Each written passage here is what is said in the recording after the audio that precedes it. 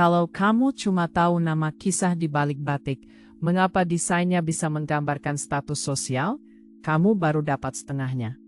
Di sebuah desa kecil di lereng Gunung Lawu, hari masih remang ketika Ibu Sari membentangkan kain batik usang di atas meja kayu ruang tengah.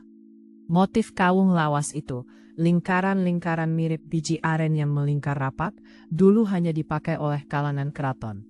Tapi kini, kain itu terlipat di antara pakaian sehari-hari, seolah barang tinggalan masa lalu yang tak lagi punya tempat. Putrinya Laras memegang ujung kain itu dengan jemari yang ragu. Ini warisan ibu, tapi kenapa nggak dijual saja untuk modal usaha? Tanyanya pelan, matanya menatap motif yang tak pernah dia pahami benar. Ibu Sari hanya menarik napas panjang, jemari usangnya menyentuh setiap lepuk motif kawung itu, seolah menyentuh kenangan sendiri. Motif ini bukan sekadar hiasan, katanya lirih. Setiap garis, setiap warna, punya cerita tentang siapa kita, dari mana kita berasal, bahkan apa yang kita impikan.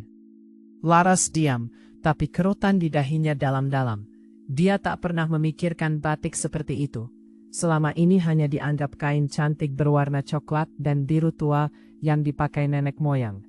Tapi sore itu, cerita yang terpendam selama bertahun-tahun mulai terbuka. Dulu, ketika Ibu Sari masih gadis di desa tetangga, ada peraturan tak tertulis yang keras. Motif tertentu hanya boleh dipakai oleh golongan tertentu. Misalnya, motif parang rusak yang bergelombang tajam hanya untuk para adipati dan bangsawan keraton. Jika seseorang dari rakyat biasa memakainya, hukum adat setempat bakal mengenakan denda, atau dalam kasus terburuk, pengasingan sementara dari komunitas. Suatu hari tetangga Ibu Sari, seorang petani miskin bernama Pak Joko, nekat memakai batik motif parang rusak untuk acara pernikahan putrinya hanya karena dia ingin anaknya merasa istimewa di hari bahagia. Malam itu, para tetua desa mengadakan pertemuan darurat di balai desa.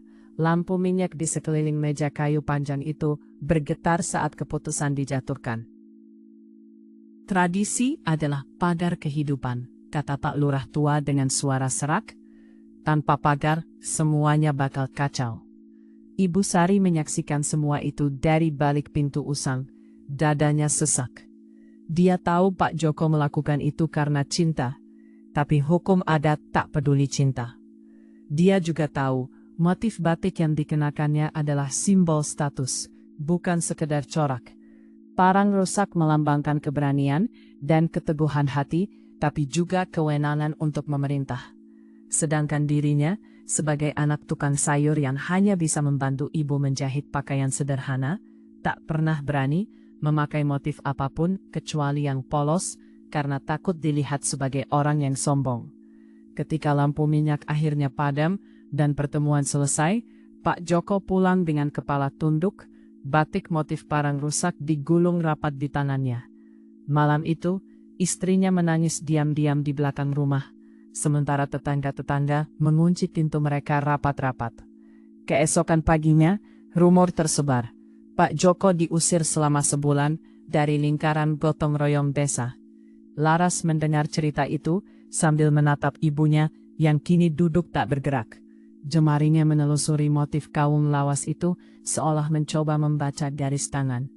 Jadi, batik itu seperti pakaian yang punya peringkat sosial?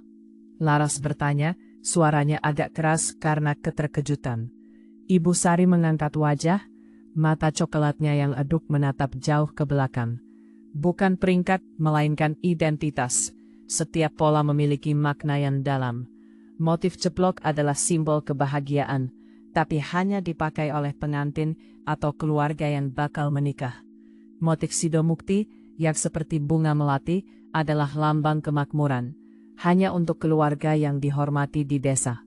Sementara motif semen, yang seperti gunung kecil bergelombang, adalah simbol kekuatan rohani, biasanya dikenakan oleh dukun atau pemimpin spiritual.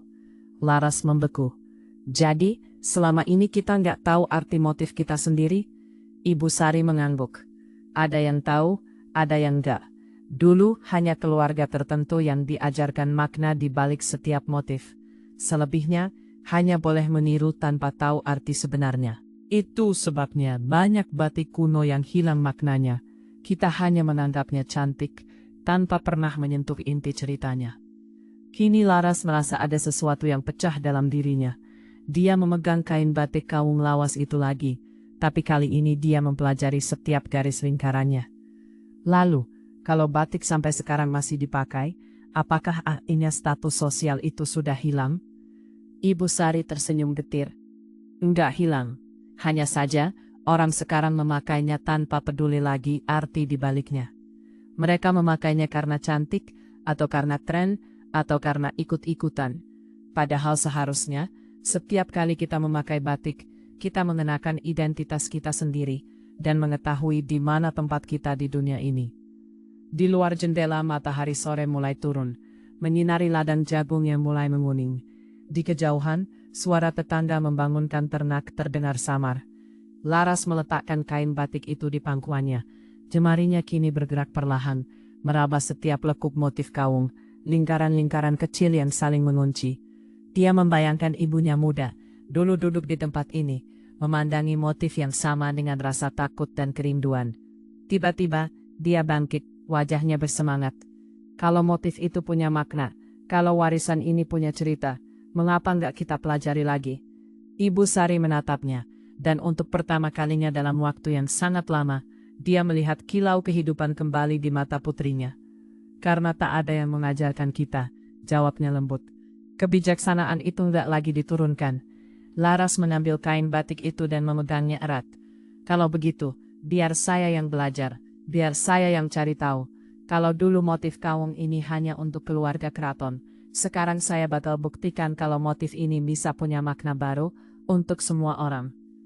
Ibu Sari terdiam. Dia melihat api semangat yang tak pernah dia lihat sebelumnya di mata Laras. Tapi dia juga melihat bayang-bayang keraguan. Bagaimana caranya? Laras menjawab tanpa ragu, suaranya tegas. Dengan mengajarkan, dengan menceritakan, dengan menjahit bukan sekadar kain, tapi cerita. Malam itu untuk pertama kalinya dalam bertahun-tahun, lampu minyak di meja kayu itu menyala lebih terang. Di bawah cahaya temaram, Ibu Sari dan Laras mulai menjahit, bukan hanya kain, tapi kenangan, identitas, dan harapan yang selama ini terpendam. Bagian mana yang paling mengubah cara kamu membaca ini? Tulis di komentar, yang paling menarik bakal kita